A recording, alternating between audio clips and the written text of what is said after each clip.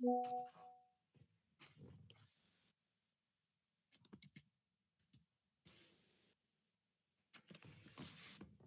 bien. Bueno, nos quedamos viendo la parte final del juicio oral, previo a empezar a ver ya cada uno de los asuntos que se tramitan en juicio oral. Entonces voy a compartir mi cámara con ustedes.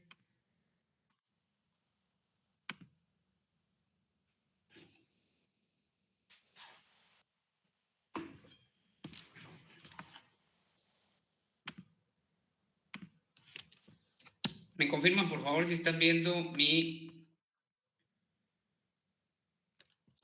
Sí, licenciado. Perfecto. Bueno.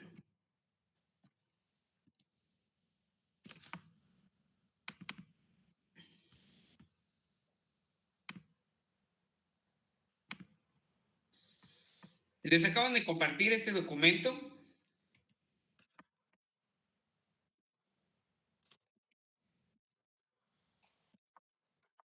Ya lo tienen ahí, me imagino.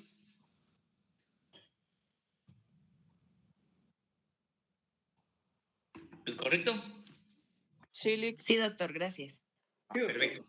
Va, bueno, miren, pues, les mandé este cuadrito que les dije que los iba a ayudar con esto. Y entonces vean, aquí tenemos los medios de impugnación. Es importante que ustedes tomen en consideración esto porque estos medios de impugnación que están regulados en el libro 6 del Código Procesal Civil y Mercantil, recuerden que el Código Procesal Civil y Mercantil tiene 6 libros, está en el último libro ocupa todo lo relativo a medios de impugnación y son todos los que están aquí en este cuadrito. Bueno, la idea de que vieran esto es, todos son los medios de impugnación que existen. Los que están en azul son los que son remedios y los que están en negro son recursos. Esta es una diferencia que hace la doctrina para explicar que los remedios los conoce el mismo juez ante quien se presenta. Presenta una aclaración, por ejemplo, se dictó una sentencia en un proceso, la dictó el juez segundo de primera instancia civil, presento la aclaración ante él, porque obviamente él está conociendo el proceso, y él mismo resuelve el recurso, ¿sí? Él mismo resuelve el recurso. Eso es un remedio, porque lo resuelve el mismo juez que está tramitando el proceso. Un recurso, presento el recurso ante el juez que dictó la resolución, pero él lo eleva a un superior jerárquico para que él lo resuelva. El caso de la apelación, el caso del ocurso y el caso de la casación. ¿Sí? Esa es una diferencia que hace la doctrina y esto es preguntado frecuentemente. Esto ya no va a ser motivo de nuestro curso porque esto es del curso pasado, pero es para que ustedes lo tengan fresco. ¿Sí? Y entonces el punto aquí importante es, recuérdense que la apelación tiene este trámite. Miren, aquí, ya lo vimos y recuérdense que el juicio oral, el recurso de apelación tiene un trámite distinto al que está aquí. ¿Estamos? Y solo es apelable la sentencia. Y era ahí donde nos habíamos quedado. Muy bien. ¿Qué asuntos entonces? Ahora sí, pasemos al siguiente punto. ¿Qué asuntos se tramitan en un juicio oral? Fundamento, artículo 199.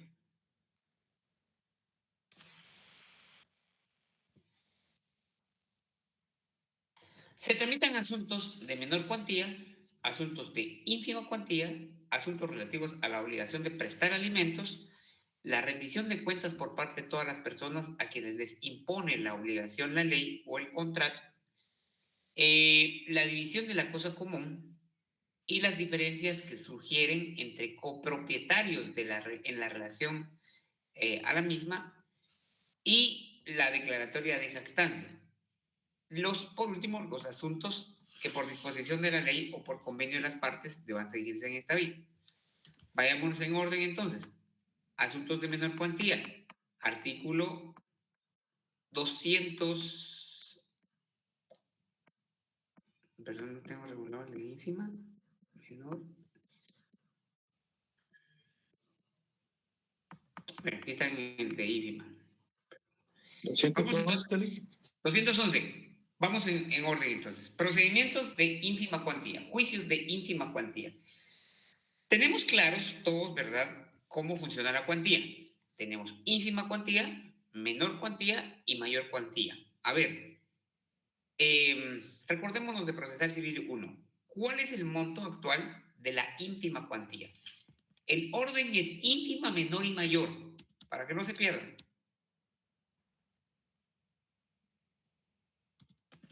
Hasta 80,000 quetzales. Esa es la mayor. Ínfima es a 10,000 quetzales.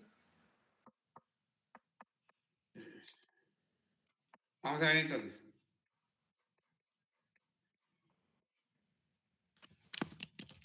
El orden es así. Primero va ínfima, luego menor,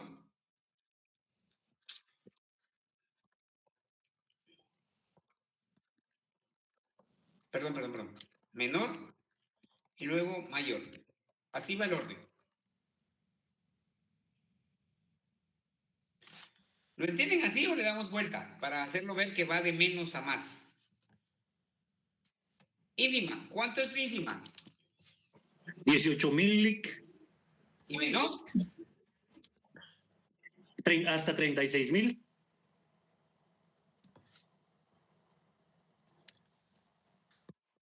Están leyendo su acuerdo, ¿verdad? Sí, licenciado. Perfecto. Ahora, esto es, recuérdense que esto es 18,000. Esto es en todos los juzgados del país. Y lógicamente aquí estamos hablando de juzgados de paz. Perdone, en ínfima no es 10, hasta 10,000 y los 18,000 es en asuntos de familia. Sí, así es. Doctor, recuerdo que en una clase dijo que 10,000 era para el tema de la ciudad de Guatemala. No, es en todos. Miren, Oh, wow. ahorita vamos a ir en orden. Ahorita vamos a ir en orden, por favor, disculpen. Aquí vamos, 10,000 en todos los juzgados del país. Aquí vamos a poner 10,000. Vamos a separar esto y le vamos a poner así para que no se confunda. Familia. Y aquí le vamos a poner civil.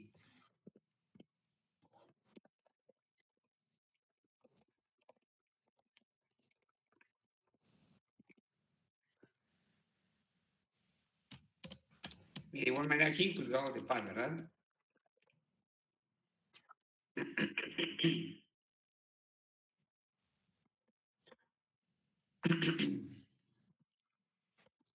Salvo Guate. Igual aquí. Salvo Guate. Porque aquí es diferente. ¿Cuánto es aquí?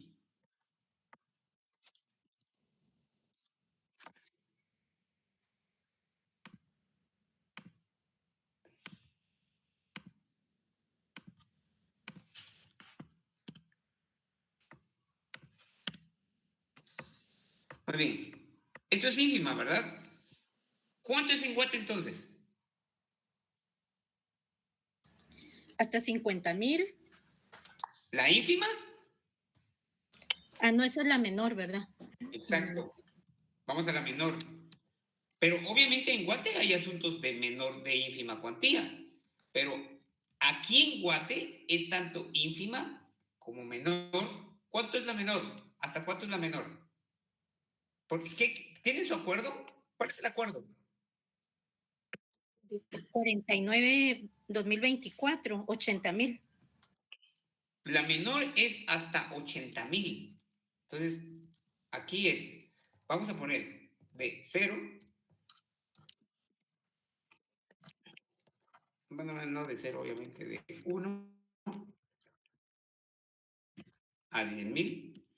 Y aquí sería de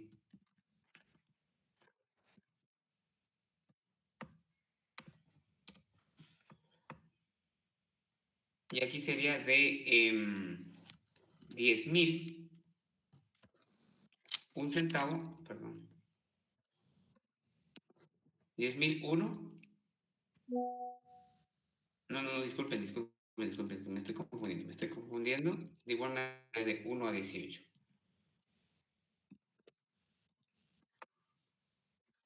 Familia. Bueno, entonces, aquí veamos. Menor entonces sería de cuánto? De 10,000.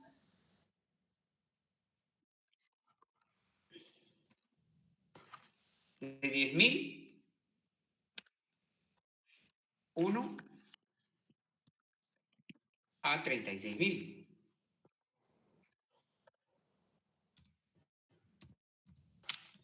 Perdón, vamos a ver. No, la menor es de 36. 35,000. No, estamos hablando de la menor, ¿o de cuánto es, por favor? A ver, Hasta 80,000 en el área civil y 36 en familia, Alex. Sí. Vamos a ver, aquí está, aquí lo tengo. Vamos a ver.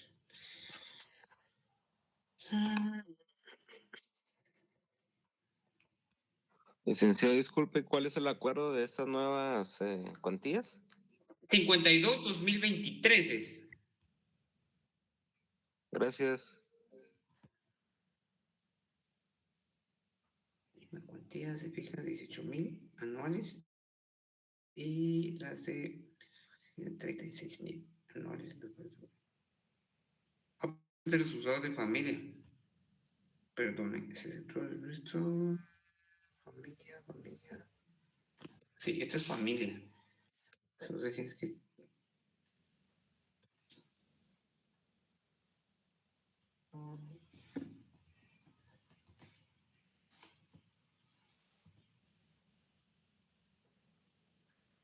vamos a ver. Es el acuerdo. El que les dije es de familia y el de civil es 49-2024. El que había dicho el compañero. Vamos a ver, permítanme, si es que tengo en mi celular.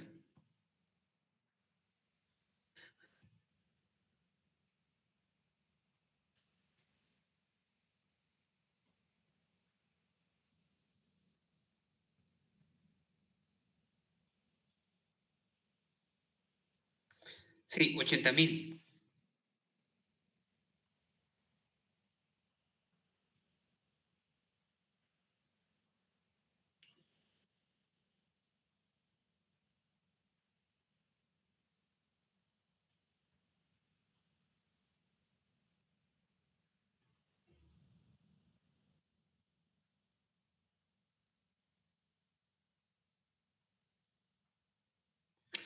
Bueno, los 80,000 quetzales ya quedaron para todos, ¿verdad? Entonces, de acuerdo a esta reforma, entonces menor cuantía tenemos hasta 80,000.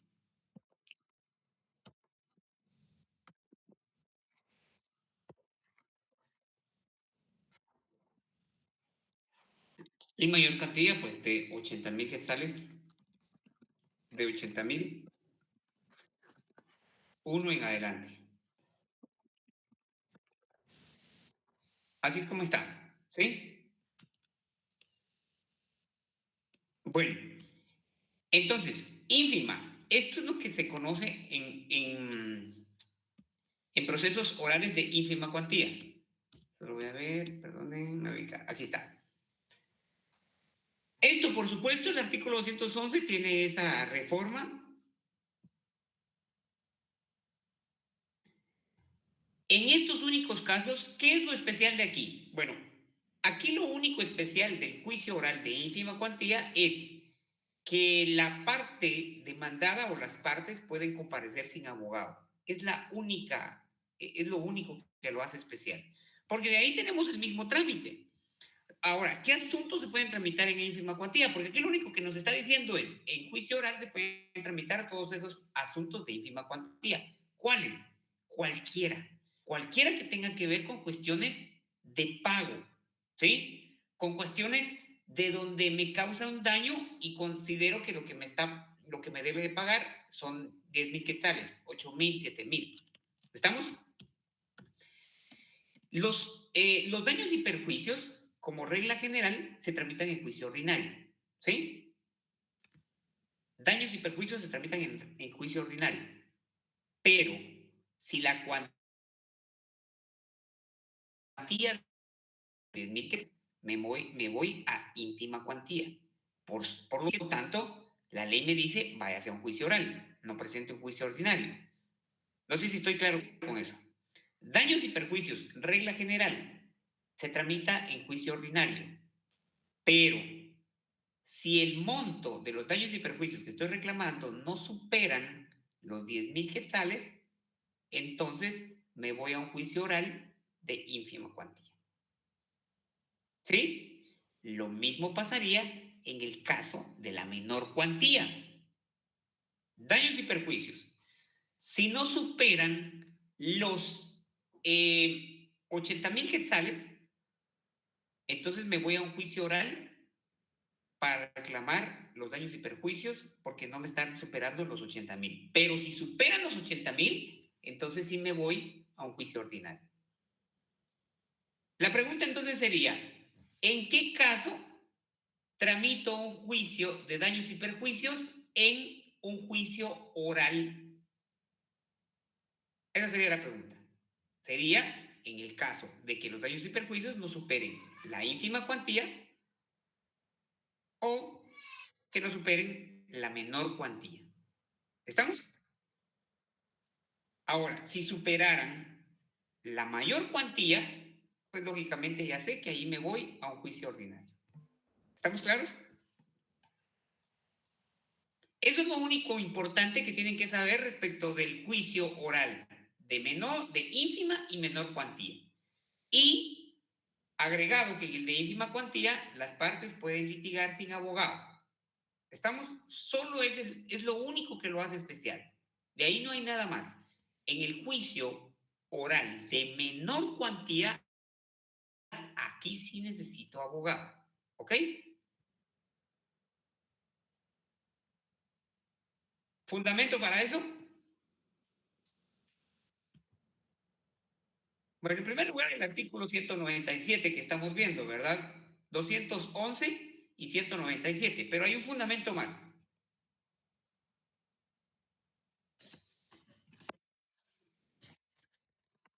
¿Cuál sería?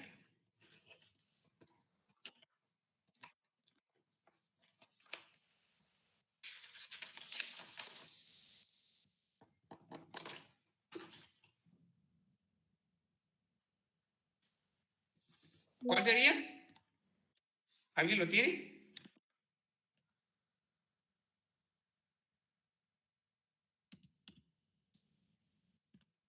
Artículo 50. Entonces, por favor, en su Código Procesal Civil y Mercantil, en el apartado, en el artículo 197, 99, perdón, ahí en el numeral 2, ahí en el numeral 2, donde dice los asuntos, artículo 199, numeral 2, los asuntos de ínfima cuantía, consignen artículo 50, ¿sí? Y de igual manera háganlo en el artículo 211.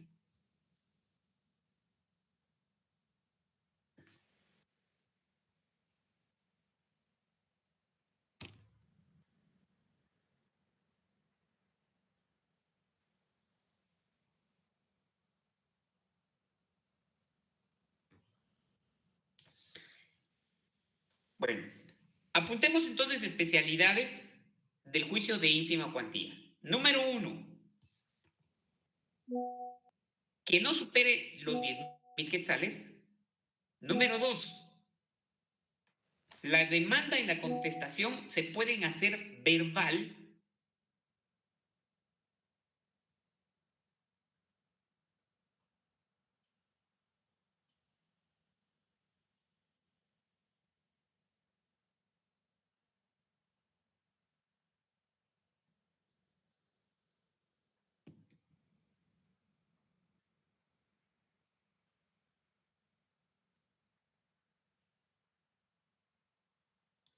Número 3. Contra este tipo de juicios no cabe recurso alguno.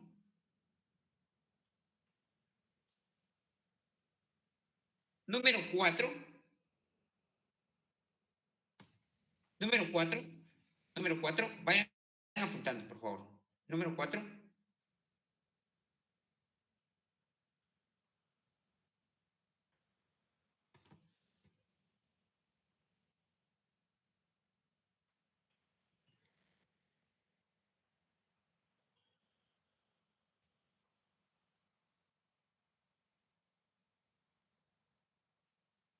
Se apercibe al demandado de que en caso de incomparecencia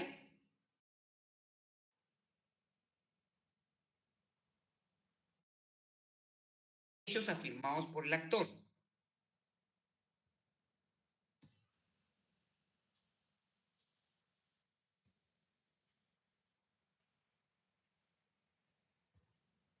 Número 4, ¿verdad? Y número 5, no es necesario el auxilio de abogado. No es necesario el auxilio de abogado. Todo eso fundamentado en el artículo 211. Encontramos en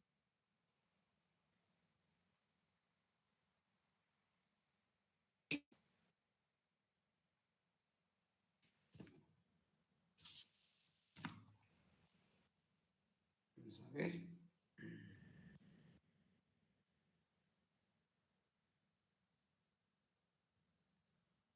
Artículo 50.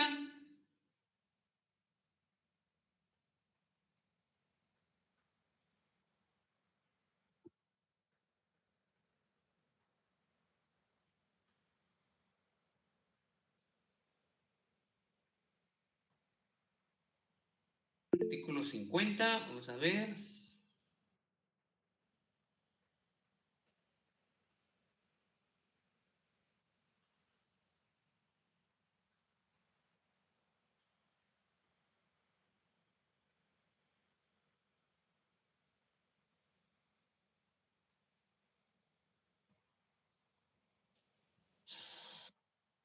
Artículo 50.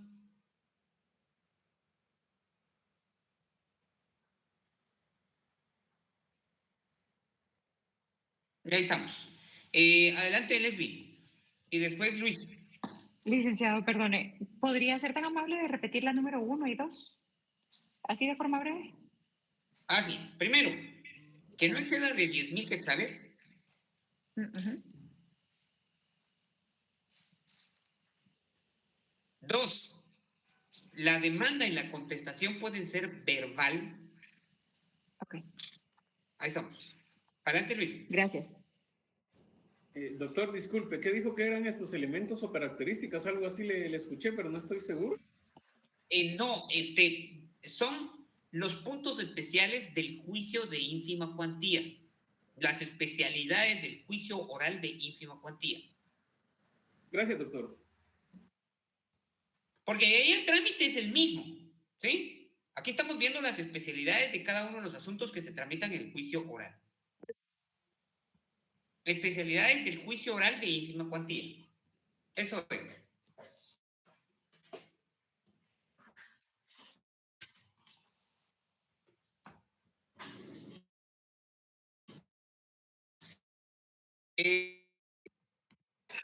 Buenas noches, licenciado. ¿Será que usted podría repetir la número 4, por favor? Vamos a ver. Número 1, ya dijimos. Hasta 10,000 quetzales. Número 2, demanda y contestación se pueden hacer de palabra. Número 3, contra el juicio no cabe, contra la sentencia no cabe, contra la resolución que se dicta en ese acto no cabe recurso alguno. Número 4, se apercibe al demandado que en caso de que no comparezca, se le tendrá por confeso.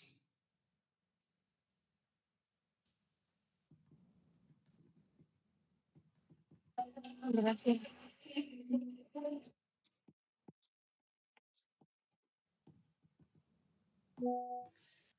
1, 3, 4. ¿Va? Y número 5, pueden comparecer sin el auxilio de abogado. Todo lo que estamos viendo está en el artículo 211 y el artículo 50. ¿Estamos?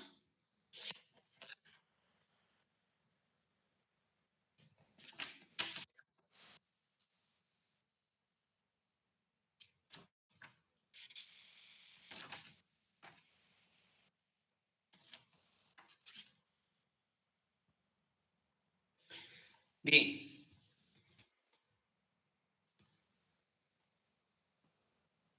Estas mismas especialidades. Perdón, solo Jeffrey y después Patricia. Licenciado, buenas noches. Esto es tanto para civil como para familia. Sí. Con la única diferencia, por favor, con la única diferencia que para familia la cuantía es de 18. Perdón, solo voy a corroborar esto, ¿sí?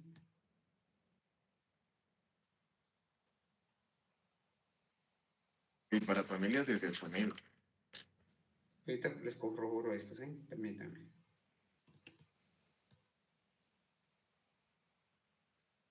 Sí, para asuntos de familia son 18,000.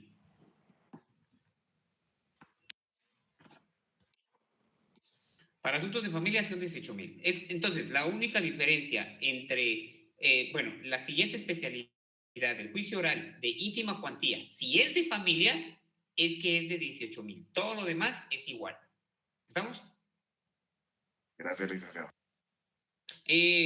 Patricia.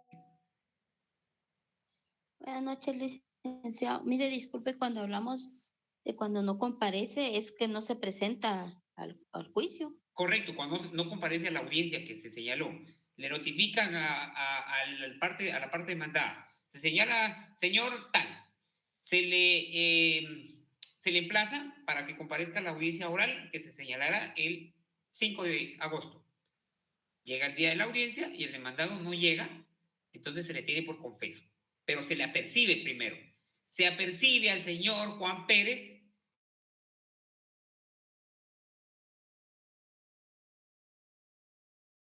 Así es como se redacta la resolución y pues si no comparece ya está el apercibimiento. Caso de no. Recuerden que el apercibimiento es una advertencia, ¿sí? Señor Juan Pérez, se le advierte que en caso de que no comparezca se le tendrá por confeso. No comparecer, ¿sí? Sí, pues esta no se reprograma. No. En civil no hay reprogramación. En civil, si usted no llega a una audiencia, tiene consecuencias serias. También en penal. Lo que pasa es que en penal se reprograma cuando la ley establece que se puede reprogramar, pero de lo contrario en penal tampoco se reprograma. Ahí es. Sí y no. Por ejemplo, si estamos hablando de una audiencia de primera declaración y si el imputado no llega, orden de aprehensión. Donde se le encuentre, se le aprende y se le lleva a su primera declaración. Sí se reprograma, sí, pero tiene consecuencias.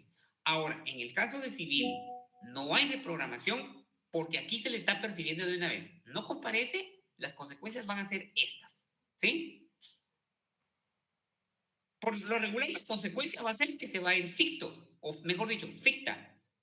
¿Qué es que se vaya ficto o ficta? ¿En qué consiste eso? ¿Han escuchado eso? ¿O lo explico? Nunca lo hemos escuchado, licenciado. ¿Se me puede explicar, por favor? Es que yo sí nunca lo he escuchado. Primero busquemos una definición y después se los voy a...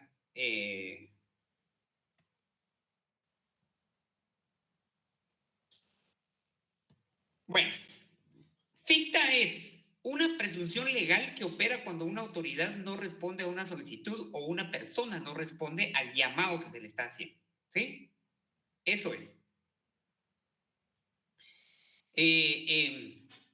Entonces, se los voy a poner con un ejemplo para que ustedes lo conceptualicen. Más fácil así. Demandamos a una persona, al señor Juan Pérez. Señor Juan Pérez, resolución, ¿verdad? Resolución. Señor Juan Pérez, se ha admitido una demanda en contra de usted. 2. Se señala la audiencia para el 8 de agosto del 2025 para que usted comparezca al juzgado y traiga sus medios de prueba respecto de la demanda que se está planteando en su contra y que se le está acompañando en este momento. En caso de que usted no comparezca, se le tendrá por confeso y se dictará sentencia ficta. Esto es solo para que lo entiendan, porque no dice así la resolución exactamente. Muy bien, llega el 8 de agosto y don Juan Pérez no llega a la audiencia. Por supuesto, está plenamente notificado, ¿sí? Está notificado correctamente en el lugar que proporcionó el demandante. Está notificado. Pues llega el día de la audiencia, nos sentamos, el juez verifica el proceso y verifica que ahí está el acta de notificación en donde consta que Juan Pérez fue notificado de la resolución que le está ordenando comparecer a la audiencia. Y le está diciendo que si no llega, se le declarará rebelde y habrá una sentencia ficta. En otras palabras, se le dijo a don Juan, si usted no llega, se le declarará confeso. ¿Confeso en qué? En las afirmaciones que está haciendo el actor en su demanda. Por ejemplo, el actor en su demanda está diciendo, señor juez, el día 5 de julio del año 2025 yo andaba por la Quinta Calle y Novena Avenida de la zona 10. Al cruzarme la esquina con mi vehículo, placas tal, el semáforo dio verde, me crucé y él venía en la vía contraria un señor, una persona, Juan Pérez, y este señor me chocó el carro, quedando este tipo de daños. Y ahí presento una cantidad de fotos. Imagínense todo el cuadro, una cantidad. Cuando llevo mi vehículo ante una persona, un mecánico, para que me lo arreglara, me hizo un presupuesto de 40,000 quetzales. Quiero hacerle saber al señor juez que en ese momento el señor Juan Pérez manifestó su anuencia a querer llegar a un acuerdo porque él perfectamente se dio cuenta que él fue el que se cruzó la luz roja, pero en ese momento, por su buena fe, yo le di el beneficio de la duda de que me iba a pagar. Y entonces nos fuimos cada quien tranquilamente a su casa. Yo llegué al taller, me dieron el presupuesto, se lo mandé. Y cuando se lo mandé, el señor Juan Pérez ya no quiso hacerse cargo y no me contestó más el teléfono. Le hice un citatorio, pero nunca compareció. Y entonces yo tomé la decisión de arreglar mi vehículo.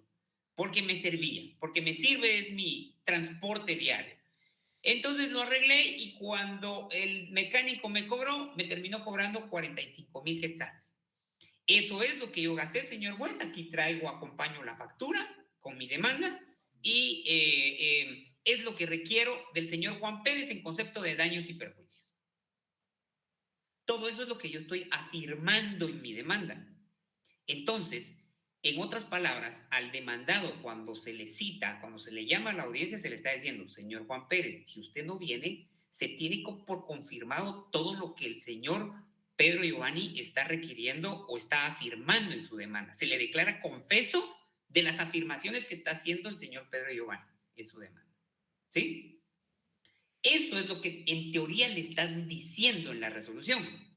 Entonces, ¿cuándo hay confesión ficta o sentencia ficta? Cuando él no comparece, porque en automático todo lo que dice el actor se tiene por cierto. ¿Estamos? Sí, licenciado. Entonces, eso es una confesión ficta. Eso es un hecho ficto. ¿Por qué? Como les repito, aquí prácticamente se toma por cierto todo lo que está diciendo el que está reclamando el derecho. Porque él y el otro, véanlo de esta manera. La pena o el castigo para aquel que no comparece a un juicio es declararlo confeso. Pero cuando la ley lo establece claramente, como en estos casos de ínfima y menor cuantía. Aquí se le declara confeso de una vez. Hay una sentencia ficta. ¿Es una presunción legal o es una consecuencia legal? ¿Por qué? Porque la ley lo establece. Una diferencia, yo no sé, creo que esto no se los he explicado. ¿Cuál es la diferencia entre una presunción humana y una presunción legal? Que lo regula el artículo 128 dentro de sus medios de prueba. Vamos rápido al artículo 128. medios de prueba. Ahí tenemos en el numeral 7, presunciones. Y están explicadas en el artículo 194. Vamos rápido al artículo 194, por favor. Las presunciones de derecho admiten prueba en contrario, a menos que la ley lo prohíba expresamente. Son admisibles para este efecto todos los medios de prueba cuando no exista precepto que los señale taxativamente. Si se dan cuenta, el epígrafe dice presunciones legales. Ahora vamos a las presunciones humanas. Artículo 195. La presunción humana solo produce prueba si es consecuencia directa, precisa y lógicamente deducida de un hecho comprobado. La prueba de presunciones debe ser grave y concordar con las demás rendidas en el proceso. Lo explico. Una presunción legal es cuando la ley me dice de una vez, si esto ocurre, la consecuencia será esta, como en el caso de lo que establece el artículo 211 en el segundo párrafo. Veamos, dice, si no compareciera el demandado, el juez podrá citarlo bajo apercibimiento de tener por incomparecencia, bajo apercibimiento de tener su incomparecencia como confesión de los hechos afirmados por el actor. Que ahí está. Entonces la ley está diciendo de una vez, si el demandado si en un juicio oral de ínfima cuantía o menor cuantía el demandado no llega, se le tendrá, se le apercibe, se le advierte de tener su incomparecencia como confesión. Entonces, la ley me está diciendo cuál es la consecuencia de que él no llegue. Entonces, eso es una presunción legal. O sea, la ley me dice, de este hecho, si sucede, automáticamente resurgirá o tendrá la consecuencia tal. ¿Sí? Es una presunción legal. De igual, ahora, con la presunción humana. Las presunciones humanas se derivan de los hechos probados. ¿Qué les pudiera tener como presunción humana? Vamos a ver.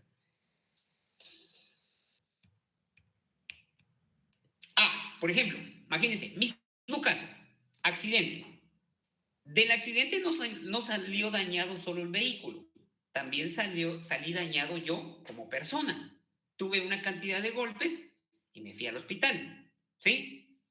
Me curaron y todo. No obstante, pues en ese momento gasté 5,000 quetzales en curaciones y un montón de cosas. Me quedó un trauma psicológico. Yo creo que es bien dable y es lógico pensar que le quede un trauma psicológico a una persona que acaba de sufrir de un choque, ¿verdad? Creo que en eso estamos de acuerdo todos, o hay alguien que considere que es cabeza fría y nada, me pasó absolutamente nada. Considero que todos, por más en menor o mayor algún daño psicológico, que por supuesto, en el transcurso del tiempo eso se arregla, pero mientras tanto, mientras está todo fresco, inclusive, no sé cuánto tiempo pueda pasar, todos somos distintos, pero hay un tiempo prudencial en que la persona está afectada. Imaginen si esta persona necesita tratamiento psicológico y entonces pide en concepto de daños tanto lo que gastó del vehículo. Recuérdense que el daño es la pérdida de la cosa y el perjuicio es lo dejado de percibir por esa pérdida. Entonces, y reclaman entonces 40,000 quetzales, 45,000 en concepto de daños, y en perjuicios no fui a trabajar 4 o 5 días, cada día ganaba 500 quetzales, más el tratamiento psicológico que voy a recibir. ¿Cómo pruebo que sí necesito un tratamiento psicológico? Con las presunciones humanas. Porque le digo al juez, señor juez, ahorita que ya está comprobado, o le digo, señor juez, una vez usted compruebe que se me causó ese daño, por supuesto que hay un perjuicio que provino del choque y ese perjuicio consiste en que no fui a trabajar 5 días, aquí lo estoy probando. Y aparte de eso, necesito tratamiento psicológico y eso no lo he pagado. Tengo un presupuesto del doctor tal del psicólogo tal de 15,000 quetzales por 20 sesiones. ¿Sí? ¿Se dan cuenta? De un hecho probado, estoy tomando la consecuencia de ese hecho y entonces eso es una presunción humana. Porque la ley no me dice, si a una persona le causan daños y perjuicios, muy seguramente esta persona tenga daños psicológicos y entonces tendrá que también pagar eso. Nunca vamos a encontrar en la ley eso, porque la ley regula cuestiones de manera general. Nosotros encuadramos cada caso dentro de la ley. Y entonces, cuando estamos verificando el cumplimiento de un hecho, de este hecho podemos deducir una consecuencia lógica. Eso es una presunción humana. ¿Sí? Bien, volvamos entonces. Esas serían las especialidades del juicio oral de ínfima y menor cuantía. Adelante, Jeffrey, por favor. Lick, por ejemplo, en el juicio oral, ¿no se puede justificar una incomparecencia por causa mayor? Sí y no. Hay motivos por los cuales se puede las partes excusar. Se pueden excusar por enfermedad. ¿Sí? Por enfermedad debidamente comprobada.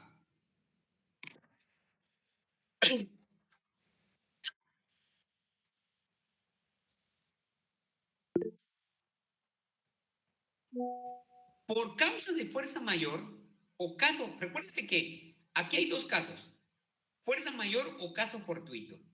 ¿Se pueden excusar por esa causa? Sí, pero sí tendría que ser totalmente probado.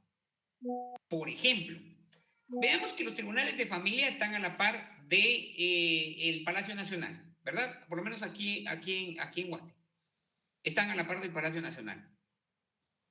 Pongámonos a pensar que un día yo tenía, que me señalaron una audiencia en tal fecha y resulta que cabal fue el día que llegó el sindicato de maestros y tomó ahí todas las instalaciones y no se podía pasar. Aquí estamos ante sí, efectivamente, gracias Kimberly, en edificio Luqui. Aquí estamos ante una evidente, vamos a ver, ante una evidente fuerza mayor, ¿sí? Porque prácticamente hubo una intervención del hombre, del ser humano, por el cual yo no pude asistir a esa audiencia. Aquí sí tengo esa excusa. Ahora, si es por enfermedad, pues tengo que tener la certificación médica que lo avale, ¿verdad? Entonces, sí se puede suspender la audiencia en estos casos, Jeffrey. Por enfermedad, únicamente por enfermedad, caso fortuito o fuerza mayor. ¿Cuál sería entonces, un caso fortuito? Pues que, ¿cómo se llama? Ese día yo quería llegar y resulta que se dejó venir una lluvia de aquellas que inundó el país y cabal empezó a llover a las 8 de la mañana y no paraba y pues yo no pude llegar nunca. O cuando hay, sí, eso sería una cuestión de la naturaleza, que no tenga que intervenir el hombre. En esos casos sería Jeffrey. Ok, licenciado, y en esos casos ya no, o sea, como que se reversa el declararlo confeso. Exacto. O simplemente encuentra el juicio en la fase que esté. No. Sí se deja sin efecto la audiencia. Todo lo sucedido en la audiencia se deja sin efecto. Gracias, Lick. Y se reprograma, ¿verdad? O sea, imagínense que la audiencia fue hoy y hoy tomaron el palacio. No pude llegar. Fue evidente, ¿verdad? Entonces vengo yo, presento un memorial el día de mañana o hasta cuando me dejen, hasta cuando, por ejemplo, bueno, sí, mañana que ya pude pasar, presento un memorial y digo, señor juez, el día de ayer yo tenía una audiencia a las 10 de la mañana, no obstante, no pude ingresar a las instalaciones porque el sindicato de maestros tomó el Palacio Nacional y pues ahí no se podía pasar y no me dejaron pasar, me querían linchar, me querían pegar, qué sé yo. Que eso fue cierto, ¿verdad? Pues tal vez no tanto así, pero no dejaban pasar a las personas. Entonces le digo eso. Al ser eso un hecho evidente, el juez pues va a tomar cartas en el asunto, a no ser que inclusive él mismo suspenda la audiencia. Pero no suspendió la audiencia y la llevó a cabo, porque el otro sí estaba presente ahí, llegó desde las 8 de la mañana y ahí estaba, pero la audiencia era a las 10 y las cuestiones se empezaron a dar a las 9. O sea, le hago ver todo eso al juez y el juez verifica mi memorial y dice, en efecto, eso que está manifestando es cierto. Entonces, se deja sin efecto la audiencia y señalo para el 20 de agosto. ¿Sí? Se reprograma para el 20 de agosto. Entonces, todo se deja sin efecto. Muy bien, vamos con Luis Fernando. Sí, doctor, disculpe, tengo una duda. Aprovechando que estaba tocando el tema de la caso fortuito fuerza mayor, por no decir todos los textos legales, la mayoría establece que el caso fortuito y fuerza mayor son eximientes de responsabilidad, pero al leer doctrina a veces no hay una concordancia porque algunos consideran estos conceptos como equivalentes. Comparación con fortuito, donde hay una intervención humana, y la fuerza mayor, donde es un evento de la naturaleza, por ejemplo. Pero para tener claridad en este caso, ¿cómo podríamos manejarlo, doctor? Pues la verdad, Luis Fernando, miren, el Código Civil nos da una pequeña luz al respecto.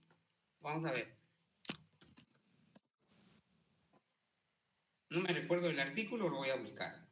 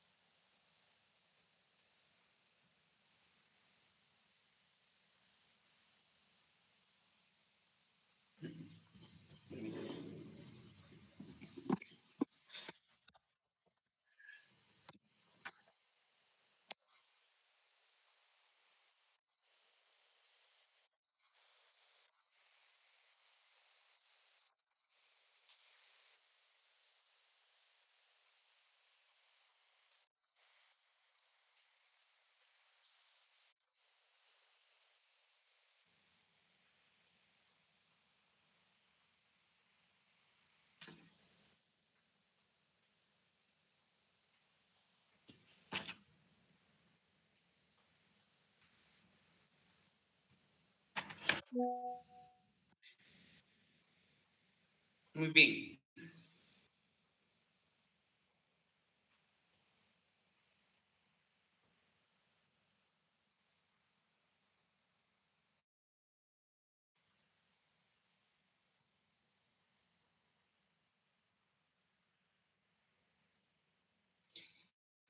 La diferencia que nos da es la siguiente. En el caso fortuito, el hecho es imprevisible, pero potencialmente evitable si se hubiere previsto. En el caso de la fuerza mayor, es imprevisible e inevitable incluso con previsión. Entonces, para entenderlo un poquito más respecto cabalmente a lo que decía el compañero Luis Fernando, el caso fortuito prácticamente, como sí puede ser evitable, tomen en consideración esta diferencia. El caso fortuito puede ser evitable, es previsible y puede ser evitable. La fuerza mayor es previsible, pero aunque sea previsible, no es evitable. Entonces pongamos de ejemplo lo siguiente. El caso fortuito, como es previsible y evitable, tiene que ver directamente con las acciones del hombre. Y la fuerza mayor tiene que ver con las fuerzas de la naturaleza o con los eventos de la naturaleza. Un ejemplo, caso fortuito, es previsible y puede ser evitable. Previsible. El día de hoy anuncian que el día de mañana, que es mañana jueves, ¿verdad? El día de mañana jueves va a haber un paro nacional por parte del magisterio. ¿Sí? Ya lo previmos. Ya sabemos que el día de mañana va a haber un paro nacional. No obstante, en estos momentos, el ministro de Gobernación y toda la comitiva del Ejecutivo se acercan al ministerio y llegan a un acuerdo para que el día de mañana ya no pase nada, ya no haya ese paro. Es previsible y fue evitable. Se puede evitar. Ahora, ejemplo de una fuerza mayor. El día de hoy, el INSIBUMEN pronostica que el día de mañana ingresará al país una tormenta tropical y empezarán las lluvias a partir de las 6 de la mañana y no pararán hasta el mediodía. O continuará así una semana, por supuesto, no totalmente lloviendo todo el tiempo, pero así como ustedes saben que es una tormenta, ¿sí? ¿Esto es previsible? Sí. Ahorita lo estamos previendo, pero no lo podemos evitar. Entonces, para encontrar la diferencia, tomen en consideración de forma técnica lo siguiente. Caso fortuito. Un hecho previsible que puede ser evitado. Fuerza mayor, un hecho previsible que aunque sea previsible no puede ser evitado. ¿Estamos?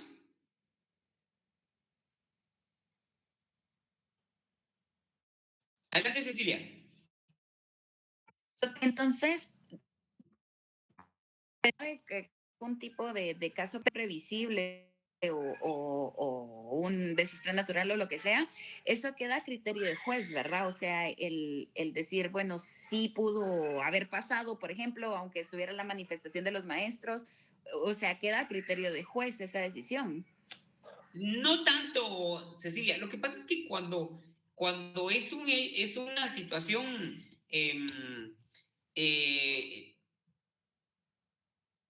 cuando es una situación de caso fortuito o fuerza mayor, son hechos evidentes, son hechos notorios, ¿sí? Son hechos sumamente notorios. Es como, por ejemplo, les pongo un ejemplo para que entiendan la pregunta de Cecilia. La audiencia era a las 10 y no pude llegar. Presento mi memorial y le digo al juez, señor juez, no pude llegar porque el lugar por donde yo pasaba estaba parado totalmente el tráfico. Eso era previsible y evitable. ¿Sí? Porque para ese tipo de circunstancias no hay excusa.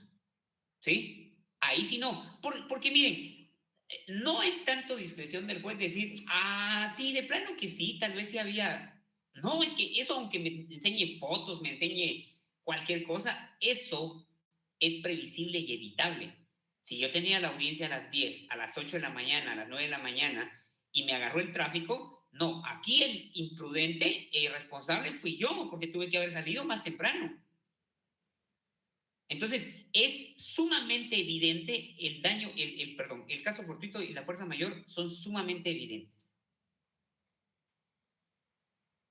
Adelante, Luis Fernando. Sí, solo para complementar, uno de los cuerpos legales existentes hace referencia a ese tema como eximiente de responsabilidad, pero también hace la salvedad, salvo que en ese caso la persona hubiera en algún momento ocasionado algún daño, por ejemplo, entonces, o en algún momento hubiera tratado de que eso ocurriera, como usted lo decía, es previsible y evitable, pero, mire, yo me fui a meter al tráfico con tal de no llegar a la audiencia, por ejemplo, entonces si se lograra determinar eso, mire, usted fue responsable, porque a pesar de que es un hecho previsible y evitable, usted hizo lo posible por en algún momento llegar, ¿verdad? O en algún momento había tormenta, pero mire, fíjese que yo no cumplí con el contrato porque se vino una tormenta, pero podría haberse evitado. En algún momento hubo intencionalidad de hacerlo para tratar de caer como que en como en ese caso de eximiente de responsabilidad, ¿verdad? Solamente. Sí, excelente. Exactamente. Eso es, Luis. Eso es. Entonces, tomen en consideración esto sencillo, ¿sí? El caso fortuito es imprevisible,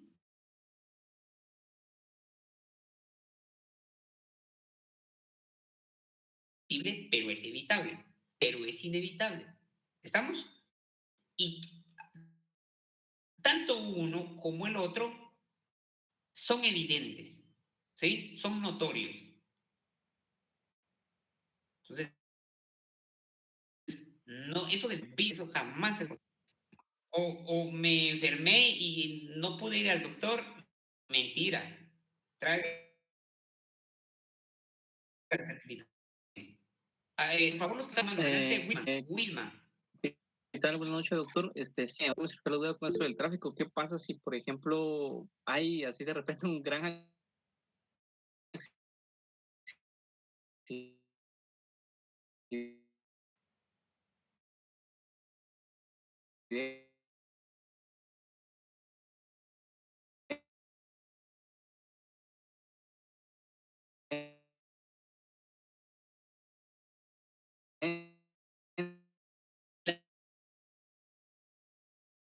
Podría ser que sí tomen en consideración, en el caso de, por ejemplo, imagínense, no sabría decirle, un accidente que ha sido una situación así,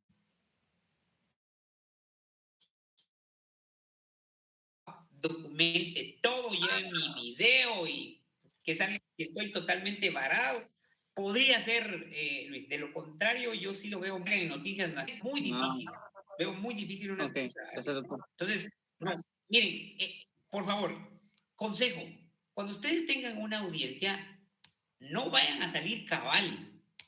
Es decir, si el Waze les dice que van a llegar en 1 hora, no vayan a salir en 1 hora, en 45 minutos, no vayan a salir en 55 minutos antes. No, salgan unas 2, 3 horas antes. Cualquier cosa puede pasar y entonces ustedes pueden todavía tener un lapso de tiempo para poder llegar a tiempo, ¿sí? Pero no salgan puntuales. Sí, ahí sí tienen que salir 2, 3 horas antes. Como que van al aeropuerto, 3 horas antes. Adelante, Patricia. Y luego Josué.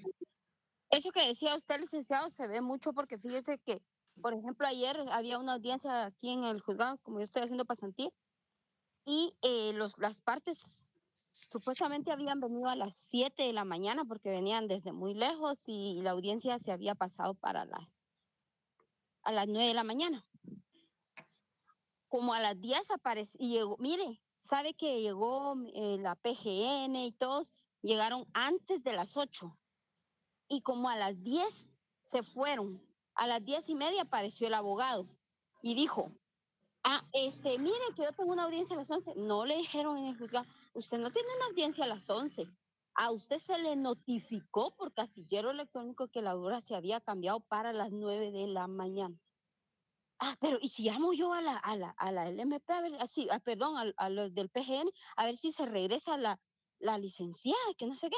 No, le dijo, es que eso ya no puede ser. Sí, pero es que mis clientes vienen de lejos y yo acabo de venir. O sea, el abogado llegó tarde, los clientes estaban desde muy temprano, todas las partes estaban, pero el abogado no. Sí, a eso es lo que usted se refiere. Exactamente, exactamente. Por eso les digo, consejo, siempre salgan antes, unas 2, 3 horas antes y estén ahí con el tiempo suficiente previo a la audiencia. Porque si no, en los juicios civiles, por favor, en los juicios civiles, la consecuencia es que los declaran confesos. En los juicios orales, los que estamos viendo ahorita, no todos. Por supuesto, si usted no llega a una audiencia también de una confesión, una declaración de parte, lo van a declarar confeso. O sea, en todas las audiencias que usted no llega, tiene una consecuencia que le perjudica mucho. Y recuerden que en penal es peor, porque si usted no llega como abogado de la defensa, escuche, de la defensa, no llega a tiempo, recuerden que ahí usted lo tienen, lo toman por abandono del caso y lo certifican, ¿sí? esa consecuencia es peor todavía. Porque ahí ya es una responsabilidad directa de suya como abogado. Entonces, tómenlo en consideración. Siempre. Tienen que llegar puntuales. El que puede llegar tarde es el juez. Las partes no. ¿Oyeron? Entonces, vamos con Josué, David. Sí, buenas noches, doctor. Con una consulta, y es cabal lo último que usted mencionaba. Por ejemplo, en una audiencia en términos de penal, ¿verdad? Derecho penal, si un abogado llega tarde y es el abogado defensor, digamos, ¿qué consecuencias con temas de colegio de abogados?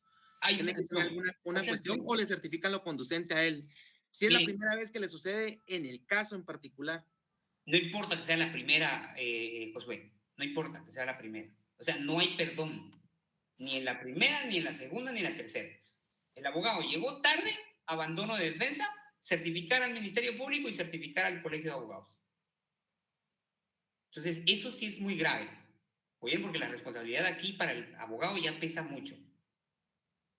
Y esa no se la puede quitar, olvídense. Y si usted, recuérdense que las certificaciones del Tribunal de Honor del Colegio de Abogados pesan en el sentido de que si usted como abogado quiere optar a un cargo público, no lo va a poder hacer. Porque esas sanciones que imponen en el Tribunal de Honor son perennes. Va a estar ahí para toda la vida y usted ya no va a poder optar a un cargo público. Por eso les digo, es bien perjudicial. Bueno, si a usted no le importan los cargos públicos, pues qué importa, ¿va? Pero si usted quiere algún día optar a un cargo público, olvídese de eso. Adelante, Cecilia. Disculpe, doctor, no es de la clase, pero ¿será que me puedo sentar 10 minutos? Es que mi esposo no ha venido y la nena está que se muere el sueño. Sí, no tenga pena. Ni me concentro. Adelante, Catherine. Si el abogado presenta constancia médica, ahí no hay ninguna represalia sobre que haya faltado o algo así. En derecho penal se reprograma. Ahora en derecho civil no se puede. Por favor. O sea, en derecho civil no tiene ninguna ni enfermedad, ni accidente, ni nada. No, ¿por qué? Porque miren pues, ¿por qué? Miren pues, Catherine, voy a poner el ejemplo con usted, Catherine. Se señala una audiencia para un juicio oral y se demanda a Catherine, ¿verdad? Catherine tiene que llegar a esta audiencia. Muy bien. Quien tiene que llegar es Catherine. El abogado puede ser Josué, puede ser Patricia, puede ser Wilma, puede ser Cecilia, puede ser Jeffrey, puede ser quien sea. Si el abogado por X o Y motivo se enferma o no puede llegar, puede ser reemplazado por otro abogado, pero eso lo tuvo que prever Catherine. ¿Sí? Entonces, si Catherine, por ejemplo, hoy se puso de acuerdo con su abogado, que era Josué, y le dijo, Nick, mire, el día de mañana estamos para las 10 de la mañana en la audiencia, ¿verdad? Sí, nos juntamos ahí a la par del palacio, ¿sí? Nos juntamos ahí en el edificio Lucky a las 9 de la mañana, porque la audiencia es a las 10, entonces juntémonos una hora antes. Muy bien. Entonces, Catherine va en camino y pasa tranquilamente, llega a las 9, y a las 9 le llama a Nick y le dice, Catherine, disculpe, no puedo llegar. No puedo llegar porque me acaban de chocar el carro. O le llama desde tempranito, amanecí mal, estoy fatal y ahorita voy para el hospital. Si le llama desde tempranito, creo que lo mínimo que podría hacer el abogado es mandar a otro colega para que la asista. Ahora, si fue una situación donde el abogado no pudo llegar porque en ese momento le está pasando algo, pues Catherine tendrá que llegar a la audiencia sin auxilio de abogado. Aunque pues, el juez le va a percibir de que tenía que llegar con abogado. ¿Sí? Entonces sí tendría que proveerse de otro abogado, Catherine. El civil quien está llamado al juicio es la parte. El abogado como tal, pues hay un montón de abogados y puede traer a cualquiera. ¿Estamos? Sí, gracias. Muy bien. Bueno, continuemos. Continuemos, por favor. Entonces, esas son las especialidades del juicio de ínfima cuantía y de menor cuantía. Vamos al juicio oral de alimentos. Artículo 212. El actor presenta con su demanda el título en que se funda, que puede ser un testamento, contrato, ejecutoria donde conste la obligación, documentos justificativos del parentesco. Estos son los documentos que la ley exige que deben de presentarse en la demanda para comprobar la obligación de prestar alimentos, porque recuerden que la obligación de prestar alimentos, de acuerdo al Código Civil, pues primero están los familiares en los grados de ley, ¿sí? No vamos a explicar eso, ya ustedes lo saben. Primero están los familiares en grados de ley, ellos tienen obligación de prestarse alimentos mutuamente, y después están aquellos que se obligan voluntariamente. Por ejemplo, aquel que dice, bueno, yo voluntariamente le voy a prestar alimentos a tal persona, ¿sí? O, por ejemplo, en el caso de que, pues, el caso típico, ¿verdad? De las personas que tienen un hijo y que, por ejemplo, ¿cómo se llama? Se separan, estén o no estén casados, y pues reclaman los alimentos del que no está prestando. No voy a decir solo el papá porque, pues, eso también puede ser, o viceversa, ¿verdad? Puede ser también la mamá. Entonces, el artículo 212 nos establece cuáles son los documentos que se deben de presentar a la demanda. El documento, ¿verdad? Porque va a ser uno solo de ellos. Muy bien. Pensión provisional. Con base en el documento que se acompaña y los argumentos que hace el demandante, se establece una pensión provisional. En la demanda, la persona que está demandando, pues va a hacer la relación de hechos y va a decir, señor juez, contraje matrimonio o solamente estoy unido o unida de hecho con tal persona y procreamos 1 o 2 hijos. ¿Sí? 1, 2, 3 hijos. Actualmente ellos estudian o tienen tal edad, estudian o algo por eso. Con base en los hechos que yo estoy relatando en mi demanda, el juez se va a hacer una idea, ¿sí? De las necesidades que tiene cada uno de los que tiene derecho a percibir alimentos. Principalmente hagamos la idea de los hijos. Pónganse a pensar, un niño de 4 años, una de 6 y otro de 10. 3. El de 10 estará aproximadamente como en cuarto primaria. El de 8 estará como en segundo. Y el de 3, 4 años, pues todavía no estudia. Eso implica pago de colegio. Si es que estudian en colegio, eso hay que decirlo en la demanda. O si estudian en una escuela pública, pues hay que decirlo también. Todos esos datos no se pueden omitir. Hay que decirlo. Entonces, yo como juez ya me estoy haciendo una idea. Por ejemplo, si estudian en un colegio, más si me están diciendo de colegiatura pago tanto, pues ahí le voy sumando. Aparte de, recuérdense que un niño, pues para empezar necesita comida, necesita vestimenta. Si se enferma, necesita atención médica, medicinas. El juez hace entonces una idea general de todas las necesidades que tiene y con base en los hechos que está relatando el demandante y las posibilidades económicas, fija una pensión provisional. Tal cual lo establece el artículo 213. Con base en los documentos acompañados a la demanda y mientras se ventila la obligación de dar alimentos, el juez ordenará, según las circunstancias que se den provisionalmente, fijando un monto de dinero sin perjuicio de la restitución, si la persona de quien se demanda obtiene sentencia absolutoria. Si no se acompañara en documentos justificativos de la posibilidad del demandado, el que debe de pagar los alimentos, el juez fijará prudencialmente la pensión alimenticia a que se refiere el párrafo anterior. Durante el proceso puede el juez variar en especie o forma. Bien, entonces, pensión provisional se va a otorgar con base en los hechos que esté argumentando el demandante o la demandante, ¿sí? Con base en eso, el juez otorga la pensión provisional. Medidas precautorias.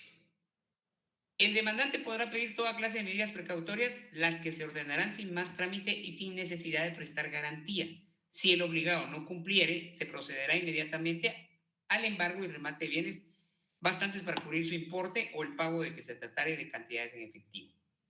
Voy con esto. ¿Cuál es lo especial en el juicio de alimentos? ¿Qué es lo especial en el caso del juicio de alimentos respecto de las medidas precautorias? Que aquí no se pide garantía. ¿Por qué? Porque en todos los juicios de conocimiento, salvo en este, sí, bueno, hablemos de medidas precautorias. Yo demando a alguien y para asegurar las resultas del caso, de los derechos que yo estoy pidiendo, le puedo decir al juez, señor juez, decrete medidas precautorias en contra del demandado. ¿Cuáles quiere? Embargo de cuentas bancarias, embargo de propiedades, embargo de vehículos, embargo de salarios, arraigo, ¿sí? Todas las que están reguladas. Bueno, si estoy en un juicio ordinario o un juicio sumario, un juicio oral que no sea el de familia, el juez me va a otorgar las medidas. Bueno, el juez va a calificar, porque el juez califica, verifica si ameritan o no las medidas precautorias, pero si el juez considera que sí ameritan, me las va a otorgar. Bien, me las otorga. Viene después el demandado y dice, señor juez, usted otorgó medidas precautorias en contra de mi persona. Solicito que el demandante pague garantía. ¿En qué consiste? Muy bien. Pongo un ejemplo claro. Hablemos de un juicio ordinario. Estoy demandando a alguien por daños y perjuicios. 500,000 quetzales en daños y perjuicios. Y le pido medidas precautorias al juez y el juez me otorga embargo de cuentas. Entonces le embargo las cuentas al señor Juan Pérez, que es al que demandé. Entonces viene Juan Pérez, comparece al juicio y dice, señor juez, otorgó una medida precautoria de embargo de cuentas por 500,000 y me embargaron 500,000 en el banco. Bien, solicito que le fije al señor Giovanni un monto en cuestión de garantía. ¿En qué consiste? El juez me va a decir, mire Giovanni, como le otorgué una medida precautoria a usted de 500,000 quetzales y ya está embargado, ahora viene Juan Pérez y quiere que usted pague una garantía. ¿En qué consiste? Que el juez me va a fijar un monto a mí para que yo deposite en concepto de garantía en el organismo judicial un dinero. ¿Cuál es el objeto? Que si Juan Pérez salga librado, él se cobre con el dinero que yo, Giovanni, estoy pagando, estoy depositando en la garantía, se cobre daños y perjuicios por haberle embargado ese dinero cuando yo no tenía razón. Eso es una garantía. Está regulado en el artículo 530, si no estoy mal. Ahorita les confirmo. No, 531. 531. Solo anótenlo, el artículo es grande, por favor lo leen. Esto es procesal civil 1. Esto ya lo vieron, ¿verdad?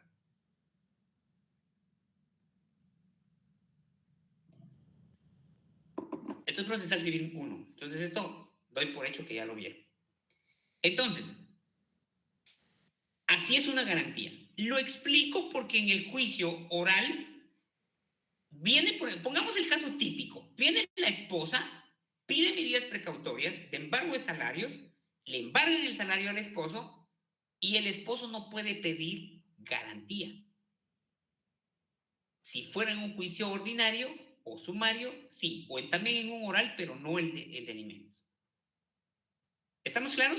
Aquí no se puede pedir garantía por las medidas precautorias que se otorgan. En los demás juicios, sí. ¿Estamos? Los demás juicios de conocimiento. ¿Estamos claros con eso? Por favor, solo díganme si sí o si no. Si tienen alguna duda, pregunten, no tengan pena. Adelante, Jeffrey.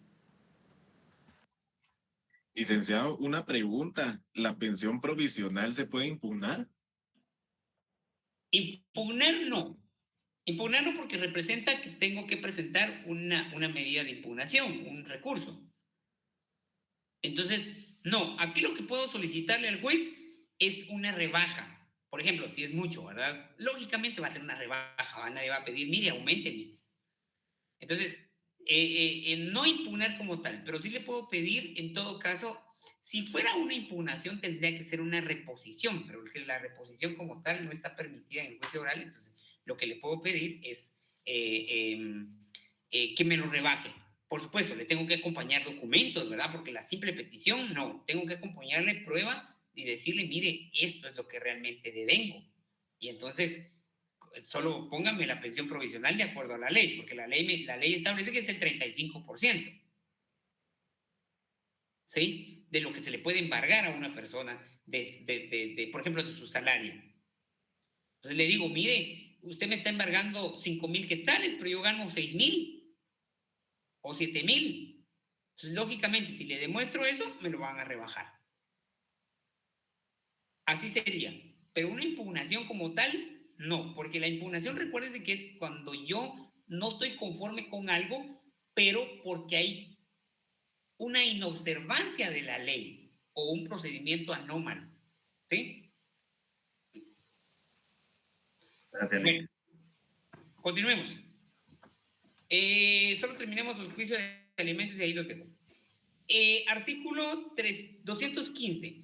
Si el demandado no concurriera en la primera audiencia y no contestare por escrito la demanda, el juez lo declarará confeso en las pretensiones del actor y procederá a dictar sentencia inmediatamente.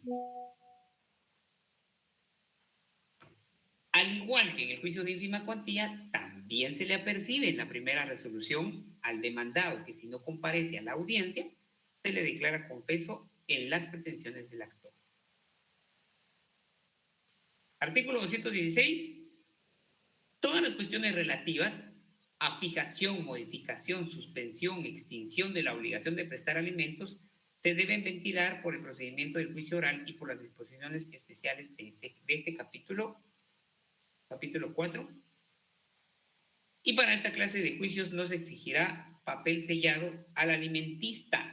La reposición de dicho papel del sello de ley será a cargo del demandado si resulta condenado, quien en este caso también deberá ser condenado al pago de costas judiciales.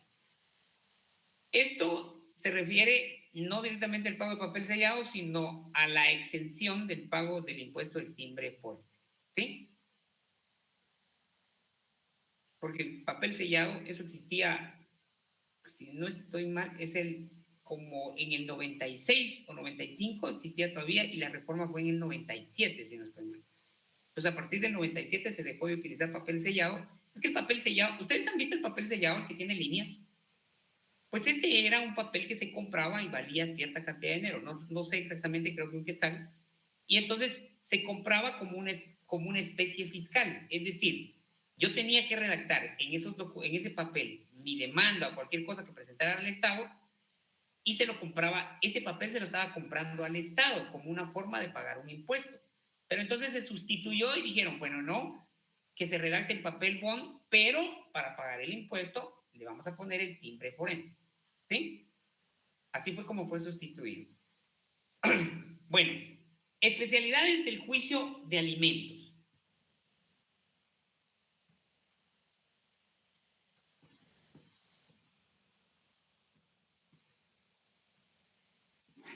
Número 1.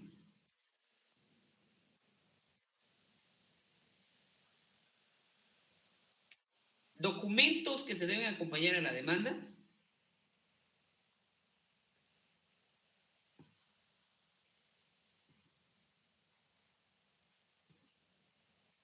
Recuerden que están contenidos en el artículo 212. Son un total de 4 de acuerdo a ese artículo. Y en el caso de contrato, por favor, ahí pueden poner, solo lean su artículo 211. Dice, el actor presentará con su demanda el título en que se funda, que puede ser testamento, pues ya sabemos. Contrato, ¿qué tipo de contrato? Aquí hay uno en específico, es la transacción. Transacción. Entonces ahí en su artículo 212, por favor, en donde dice contrato, pongan transacción.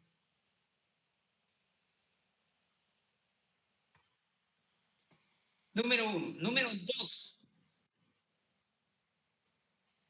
Pensión provisional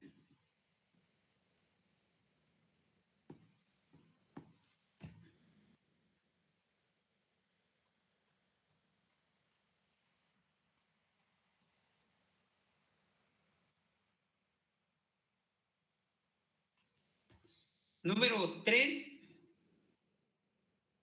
en caso de otorgar medida precautoria,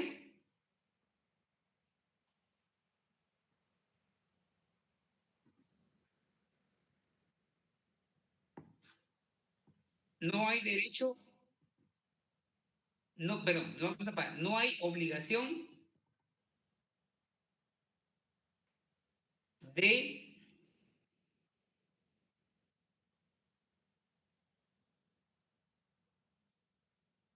prestar garantía.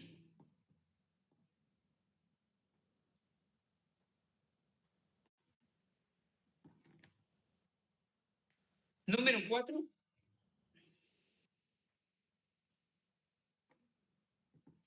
si el demandado no comparece a la audiencia,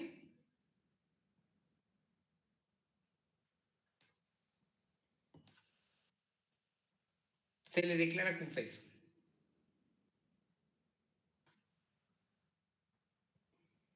En las pretensiones, por favor.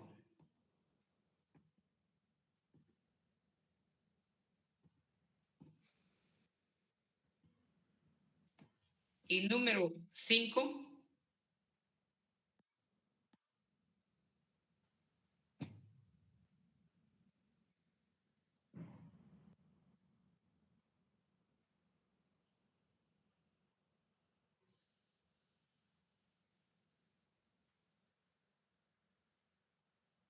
ahí dejemos. Ya no los voy a sofocar más. 4 especialidades. Adelante, Luis Fernando.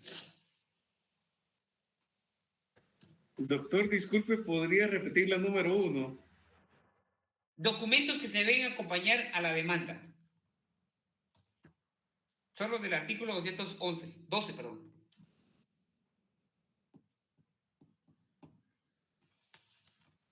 Adelante, Wilson. Gracias, doctor.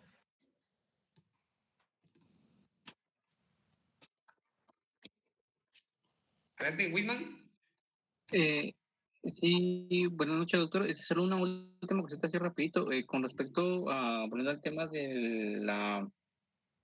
donde usted dijo de que cuando en un juicio de alimentos el esposo no podía como que solicitar como que una garantía. Yo no sé en qué juicio... Ajá, eso lo que usted mencionó, en qué juicio dijo que no se podía solicitar? Disculpe. En este juicio de alimentos. ¿Juicio de alimentos? Ah, ok. Sí, aquí en este juicio que estamos viendo de alimentos, aquí no se puede solicitar garantía. El demandado, pónganlo así, el demandado no puede solicitar garantía, no se le puede otorgar garantía. Ok, ¿solo en qué tipo de juicio de hechos? Juicio oral y sumario, ¿verdad? En todos los demás. Es que recuerda que aquí estamos hablando del juicio oral de alimentos como tal. Oral de alimentos. Ah, ya. En los demás juicios, tanto orales como sumario o ordinario, sí. En general, miren, regla general, la garantía se puede prestar, se puede exigir. Por ejemplo, yo soy demandado. Estoy en cualquiera de los juicios sumarios, ordinarios, orales, soy el demandado. Me decretan una medida precautoria de embargo en contra de mi casa. Bien, voy ante el juez y le digo, señor juez, quiero que el actor, el que me está demandando, preste una garantía, porque en caso de que se declare sin lugar su demanda, que esa garantía sirve para pagarme daños y perjuicios. Ahí está en el artículo 530, ¿cuánto les dije? 531. Por favor, lean ese artículo. 531. Bien, entonces, el juez va a verificar que en efecto otorgó la medida precautoria de embargo en contra de mi casa y va a decir, bueno, sí, ahora usted, actor, tiene que pagar tanto de garantía en caso de que se declare sin lugar su demanda. ¿Sí? Eso es regla general en todos los juicios de conocimiento, salvo en este de el juicio oral de alimentos. Vamos a encontrar por ahí otros cuantos, pero cuando los encontremos, vamos a ir diciendo.